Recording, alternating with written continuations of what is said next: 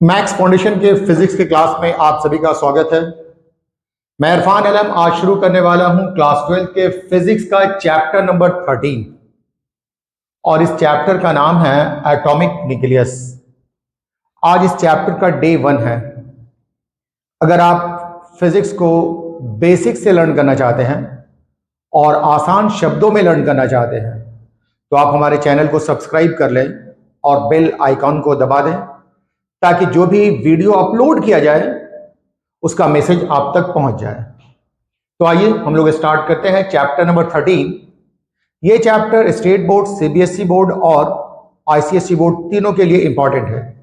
यहां से 5 मार्क्स के क्वेश्चन एग्जाम में पूछे जाते हैं। तो आइए हम लोग स्टार्ट करते हैं। Atomic nucleus. अगर एटॉमिक न्यूक्लियस की बात करें हम लोग तो एटॉमिक न्यूक्लियस ये 3 टॉपिक पे बेस्ड है। इसके पहले टॉपिक का नाम है composition and size of nucleus, दूसरा टॉपिक है रेडियो एक्टिविटी और तीसरा टॉपिक है न्यूक्लियर रिएक्शन। पिछले साल से ये सेकेंड टॉपिक जिसे रेडियो एक्टिविटी कहा जाता है इसे सिलेबस से डिलीट कर दिया गया है। तो हम लोग इस चैप्टर में 2 ही टॉपिक पढ़ेंगे, composition and size of nucleus और दूसरा है nuclear reaction. Composition and size of nucleus के मतलब यह होता है कि न्यूक्लियस किन चीजों से बना है और उसके बाद इसका साइज क्या होगा। तो आज हम लोग यही पहले वाले टॉपिक की शुरुआत करेंगे, composition and size of nucleus से। आइए देखते हैं आज के इस टॉपिक में हम लोग क्या क्या लर्न करेंगे। Composition and size of nucleus में आप सबसे पहली चीज पढ़ेंगे जिसका नाम है एटॉमिक न्यूक्लियस। कि एटॉमिक न्यूक्लियस कहते किसको है। दूसरा कॉम्पोजिशन ऑफ न्यूक्लियस, न्यूक्लियस किस पार्टिकल से मिलकर बना है। तीसरा classification of elements on the basis of atomic number और चौथा है साइज ऑफ न्यूक्लियस। ये 4 बातों को हम लोग आज लर्न करेंगे। तो आइए हम लोग जानते हैं, आपने एटम के बारे में पढ़ लिया है और एटम जानते हैं smallest particle of an element which do not exist in free state but takes part in chemical reaction. Atom mainly 3 particle से बना होता है, इलेक्ट्रॉन, प्रोटॉन एंड न्यूट्रॉन। अगर आप किसी एटम के बारे में स्टडी करेंगे तो आपको मालूम होगा कि एटम के अंदर एक सेंट्रल कोर होता है। सेंट्रल कोर का मतलब होता है सबसे भीतरी भाग। किसी भी एटम का एक सबसे भीतरी भाग होता है जहां पर उस एटम का लगभग पूरा का पूरा मास कॉन्सेंट्रेटेड होता है। मतलब यहां पर प्रोटॉन होते हैं और यहां पर न्यूट्रॉन होते हैं। एटम 3 तरह के पार्टिकल से बना होता है, proton, neutron and electron. Proton and neutron atom के बिल्कुल अंदर होते हैं। इसे हम लोग सेंट्रल कोर ऑफ एटम कहते हैं। इसी सेंट्रल कोर ऑफ एटम को कहा जाता है न्यूक्लियस। इलेक्ट्रॉन इसी न्यूक्लियस के चारों तरफ रिवॉल्व करते रहते हैं in different orbits. Electron nucleus के चारों तरफ अलग अलग ऑर्बिट में रिवॉल्व करते रहते हैं। तो ये वाला जो हिस्सा ये सेंट्रल कोर है, मतलब सबसे भीतरी हिस्सा है। इस सबसे भीतरी हिस्से में मेनली 2 तरह के पार्टिकल्स पाए जाते हैं। एक का नाम है प्रोटॉन और दूसरे का नाम है न्यूट्रॉन। तो central core of atom at which entire mass and total positive charge of atom is situated. किसी भी एटम का वो सेंट्रल कोर जहां पर एटम का लगभग पूरा का पूरा मास और टोटल पॉजिटिव चार्ज सिचुएटेड होता है, इसी सेंट्रल कोर को कहा जाता है एटॉमिक न्यूक्लियस। बात समझ रहे हैं।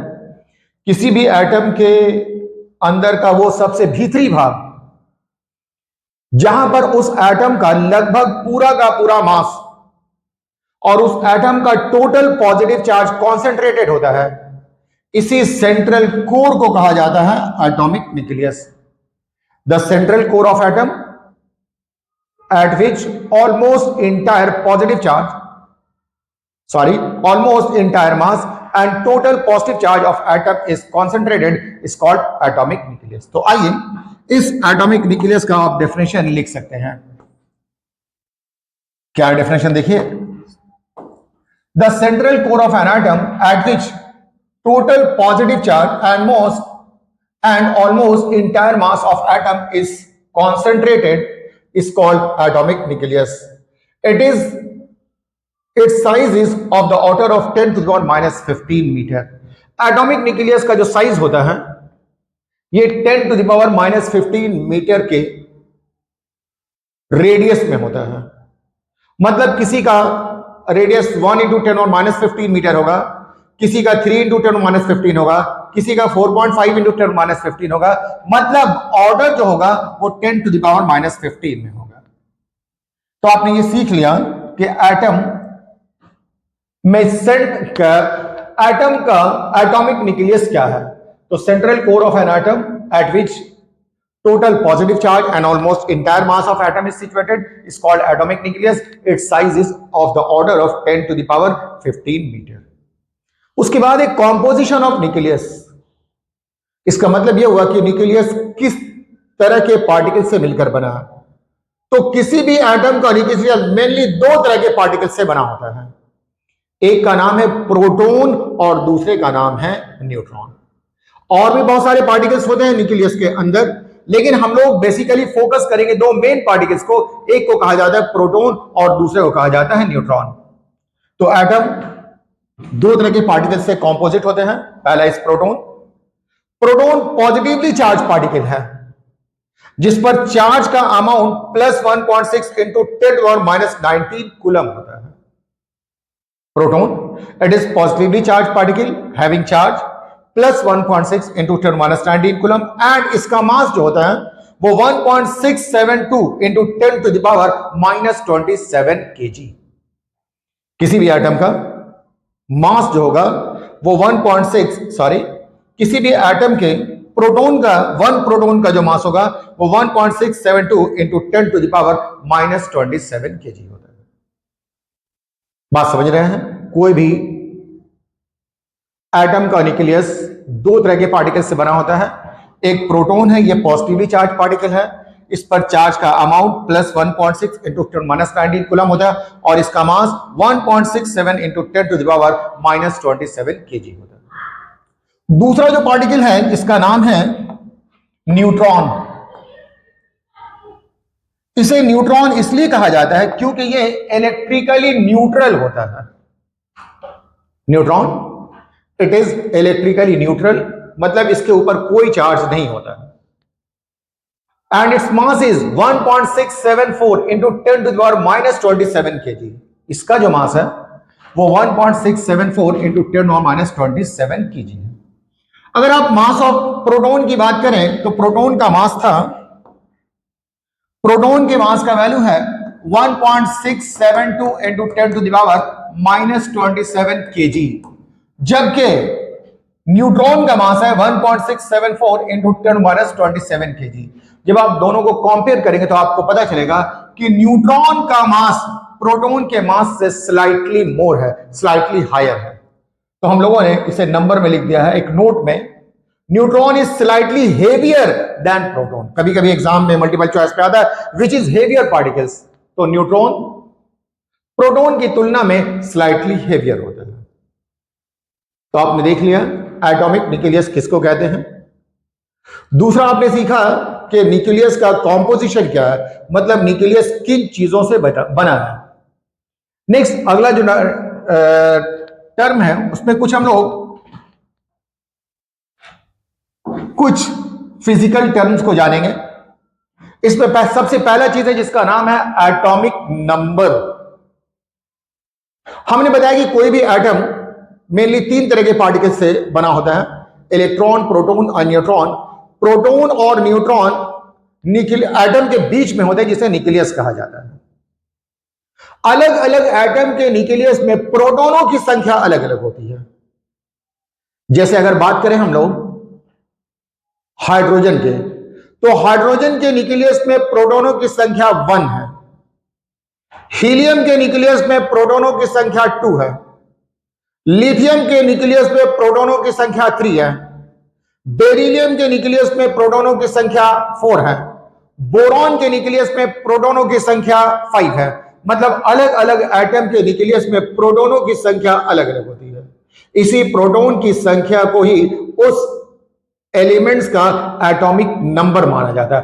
Total number of protons present in the nucleus of an atom is called atomic number.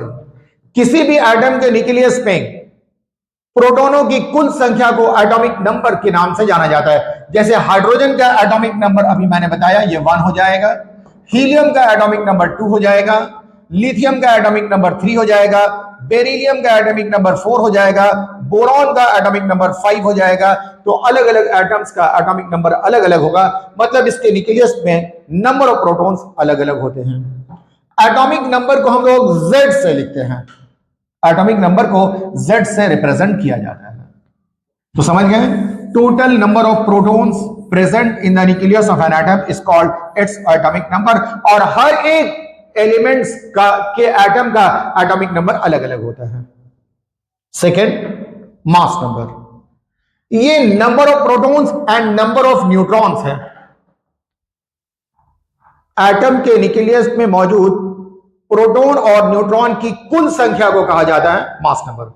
Total number of protons, sorry, the sum of number of protons and number of neutrons in the nucleus of an atom is called mass number. Total number of protons present, sorry, the sum of number of protons and number of neutrons is called mass number. It is represented by A. mass number को A से represent किया जाता है। तो जब भी mass number लिखेंगे इसका मतलब हुआ number of protons plus number of neutrons। ये mass number को number of nucleons के नाम से भी जाना जाता है। mass number ये नंबर ऑफ न्यूक्लियॉन्स भी कहलाता है। अगर आप मास नंबर से नंबर ऑफ प्रोटॉन्स को माइनस कर देंगे तो आपको मिलेगा नंबर ऑफ न्यूट्रॉन्स। तो नंबर ऑफ न्यूट्रॉन्स जब भी निकालना हो तो मास नंबर को नंबर ऑफ प्रोटॉन से, मास नंबर से नंबर ऑफ प्रोटॉन्स को माइनस कर देंगे। आइए आगे चलते हैं। नेक्स्ट है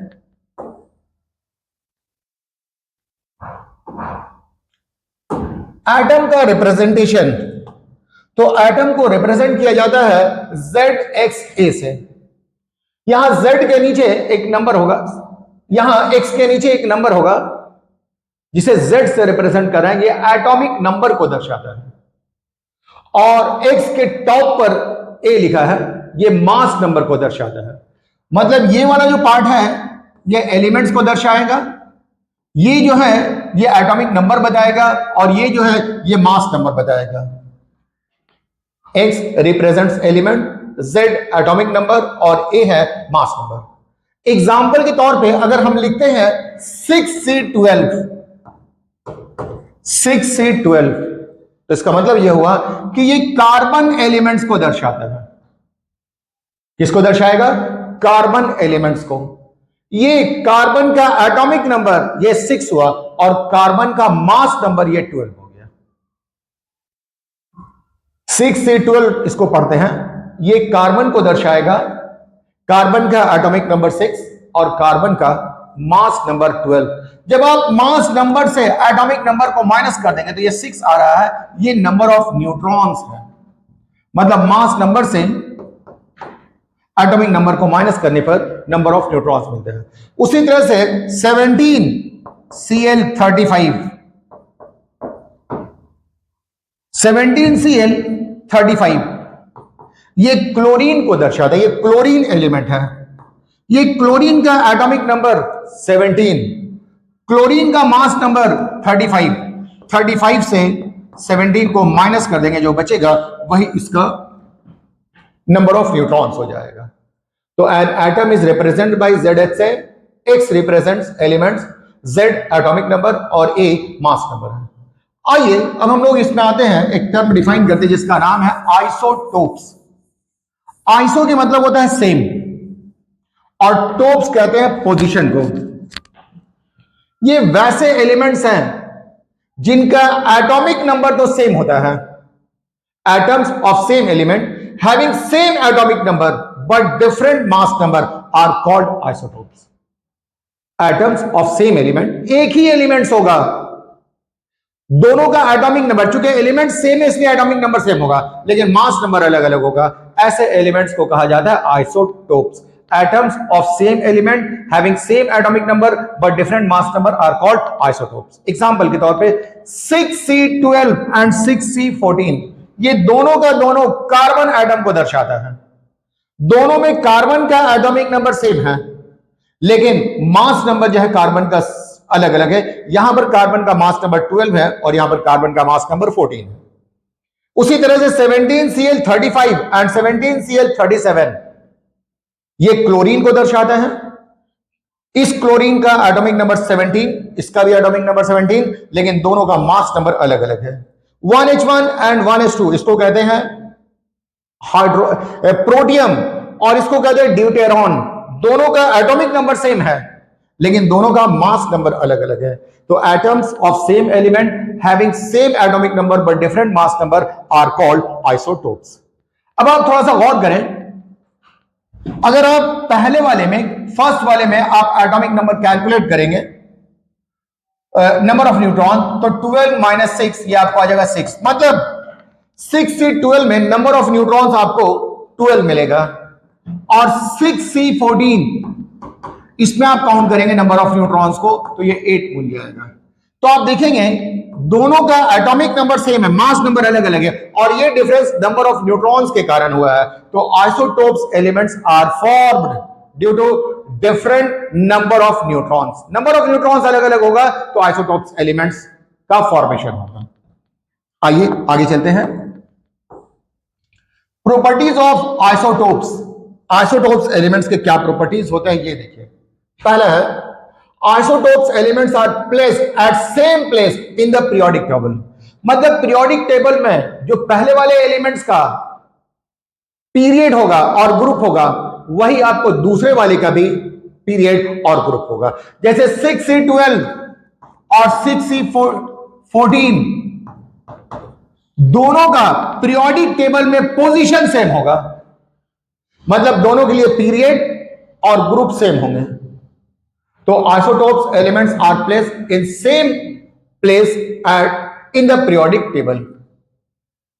दोनों के दोनों एलिमेंट्स की केमिकल प्रॉपर्टीज सेम होगी, तो chemical properties of isotopes elements are same, लेकिन इनकी फिजिकल प्रॉपर्टीज सेम हो भी सकती है और नहीं भी हो सकती है। फिजिकल प्रॉपर्टीज में डिफर।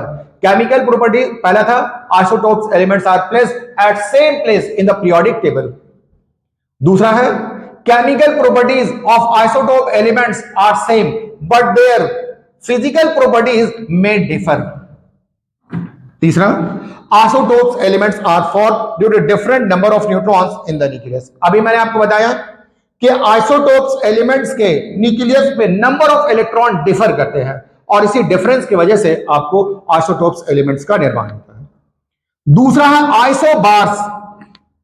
आइसोबार्स, आइसोबार्स में elements of different, atoms of different elements होते हैं। एटम्स ऑफ डिफरेंट एलिमेंट्स, दोनों का एटॉमिक नंबर अलग अलग होगा, लेकिन मास नंबर दोनों का सेम होगा। तो atoms of different elements having different atomic number but same mass number are called atoms of different elements having different atomic number but same mass number are called isobars. ऐसे elements को isobar के नाम से जाना जाता है। Example के तौर पे देख लें, 6C14 एंड 7N19, ये कार्बन एलिमेंट्स है और ये नाइट्रोजन है। दोनों का एटॉमिक नंबर अलग अलग है, लेकिन दोनों का मास नंबर सेम है, तो ऐसे एलिमेंट्स को कहा जाएगा आइसोबार्स। इसी तरह से ये कैल्शियम है और ये आर्गन है, दोनों का एटॉमिक नंबर अलग अलग है, लेकिन दोनों का मास नंबर सेम है, तो ऐसे एलिमेंट्स को कहा जाएगा isobars. Atoms of different elements having different atomic number but same mass number are called isobars. Properties of isobars देखेंगे। Isobar elements are placed at different place in the periodic table. Carbon और nitrogen का place periodic table में same नहीं होता, बल्कि अलग अलग होता है। इसी तरह से कैल्शियम और आर्गन का पीरियोडिक टेबल में पोजीशन अलग अलग होता है, तो पीरियोडिक टेबल में इनका पोजीशन अलग अलग होगा। इन आइसोबार्स एलिमेंट्स इसकी फिजिकल और केमिकल प्रॉपर्टीज दोनों अलग अलग होती है, दोनों की ना तो फिजिकल प्रॉपर्टीज मैच करेगी ना ही केमिकल प्रॉपर्टीज मैच करेगी। सिर्फ एक ही बात में दोनों कॉमन होगा कि दोनों का मास नंबर सेम होगा। आइए नेक्स्ट आते हैं, आइसोटोन्स। अब आप देखिए कार्बन का नंबर ऑफ न्यूट्रॉन कैलकुलेट करें, 6C14, तो ये हो जाएगा 14 - 6, ये आपको आ जाएगा 8। यहां पर ऑक्सीजन के लिए 16 - 8, यहां भी 8 आ जाएगा। तो देखिएगा दोनों में नंबर ऑफ न्यूट्रॉन सेम है, मास नंबर से एटॉमिक नंबर को माइनस करेंगे तो आपको नंबर ऑफ न्यूट्रॉन्स मिलेगा। जो नंबर ऑफ न्यूट्रॉन्स कार्बन में है वही नंबर ऑफ न्यूट्रॉन्स ऑक्सीजन में है। तो ऐसे एलिमेंट्स को कहा जाता है isotones, atoms of different elements having different atomic number as well as different mass number but same number of neutrons are called isotones। ऐसे एलिमेंट्स को आइसोटोन कहेंगे। ये एग्जांपल है आइसोटोन्स एलिमेंट्स का। जो प्रॉपर्टीज आइसोबार्स का है वही आइसोटोन्स का है। Isotone elements are placed at different place in the periodic table. उसके बाद physical and chemical properties of isotope elements are different. तो ये था classification of elements on the basis of atomic number. Atomic number के basis पे elements को 3 हिस्सों में डिवाइड किया गया है। पहला था आइसोटोप्स, दूसरा आइसोबार्स और तीसरा है आइसोटोन्स। आइसोबार्स में same atomic number but different mass number, isobars में same mass number but different atomic number, और आइसोटोन्स में different mass number, different atomic number but same number of neutrons. और example के साथ मैंने बता दिया। नेक्स्ट हम लोग बात करेंगे साइज ऑफ न्यूक्लियस की। साइज ऑफ न्यूक्लियस, जब भी आपसे किसी स्फेरिकल बॉडी के साइज के बारे में कहा जाए तो इसका मतलब यह हुआ कि उसके रेडियस के बारे में पूछा जा रहा है। जैसे अगर आपसे पूछा जाए क्रिकेट के बॉल का साइज क्या होता है तो उसका मतलब हुआ कि क्रिकेट के बॉल का रेडियस क्या है। अर्थ का साइज क्या है, इसका मतलब हुआ कि अर्थ का रेडियस कितना है। तो जब भी स्फेरिकल बॉडी के साइज के बारे में आपसे पूछा जाए इसका मतलब यह हुआ कि उसके रेडियस के बारे में पूछा जा रहा है। साइज ऑफ न्यूक्लियस कहा गया है, इसका मतलब हुआ कि न्यूक्लियस के रेडियस के बारे में पूछा जा रहा है। तो आइए मान लिया जाए किसी न्यूक्लियस का मास नंबर A है, इस न्यूक्लियस का वॉल्यूम V है और न्यूक्लियस का रेडियस R है। मास नंबर है, वॉल्यूम है और रेडियस है। याद रखेंगे मास नंबर के मतलब होता है number of protons and number of neutrons. अगर कोई एटम है उसके न्यूक्लियस में 2 प्रोटॉन है और 2 न्यूट्रॉन है तो उसका साइज कम होगा। लेकिन अगर नंबर ऑफ प्रोटॉन्स बढ़ जाए, मान लिया जाए कि नंबर ऑफ प्रोटॉन्स 4 हो गया और नंबर ऑफ न्यूट्रॉन्स भी 4 हो गया तो मास नंबर बढ़ गया तो न्यूक्लियस का साइज भी बढ़ जाएगा। इसका मतलब यह हुआ कि न्यूक्लियस का जो वॉल्यूम होता है वो इसके मास नंबर पर डिपेंड करता है। मास नंबर जितना ज्यादा होगा इसका वॉल्यूम उतना ही अधिक होगा। यहां पर मास नंबर 4, यहां पर मास नंबर 8, तो चूंकि इसका मास नंबर ज्यादा है इसलिए इसका साइज इसके साइज से ज्यादा होगा। और किस तरह से ज्यादा होता है तो डायरेक्टली प्रोपोर्शनल होता है मास नंबर के। मास नंबर जितना ज्यादा इसका साइज ऑफ न्यूक्लियस उतना ही ज्यादा होगा। तो हम लोग कह सकते हैं V डायरेक्टली प्रोपोर्शनल होगा A के। आप जानते हैं न्यूक्लियस का जो वॉल्यूम है वो स्फेरिकल होता है। न्यूक्लियस जो शेप में है वो स्फेरिकल होता है और स्फेरिकल शेप का वॉल्यूम आप जानते हैं। फिर से बोल रहे हैं, न्यूक्लियस का जो शेप होता है वो स्फेरिकल होता है और स्फेयर का वॉल्यूम होता है 4/3 πr3।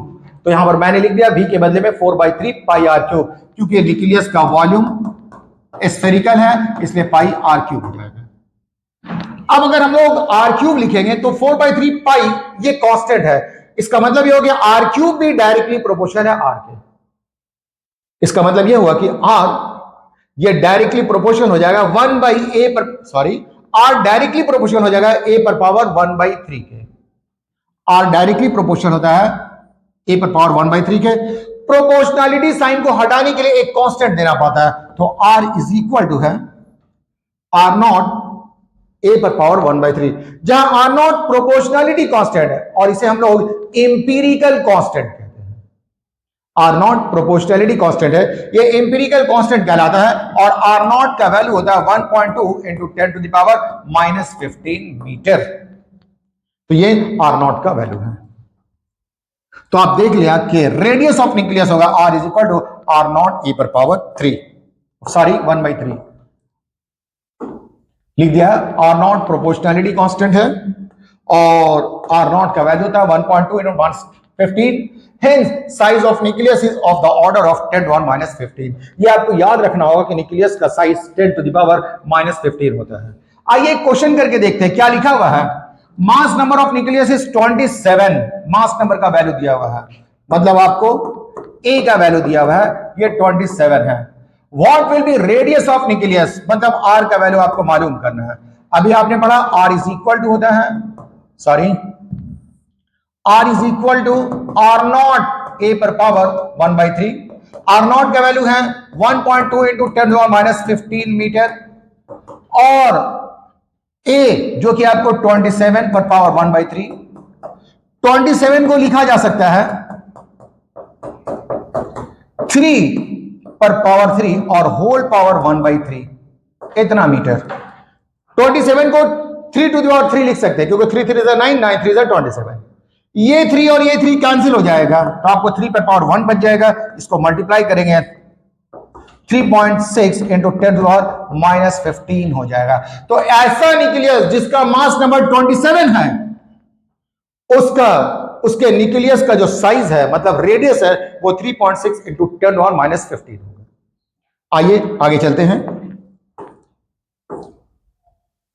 एक नोट है, मान लिया जाए R1 radius of a nucleus having mass number A1। एक न्यूक्लियस है जिसका रेडियस R1 है और मास नंबर A1 है, और दूसरा न्यूक्लियस है जिसका रेडियस R2 है और मास नंबर A2 है।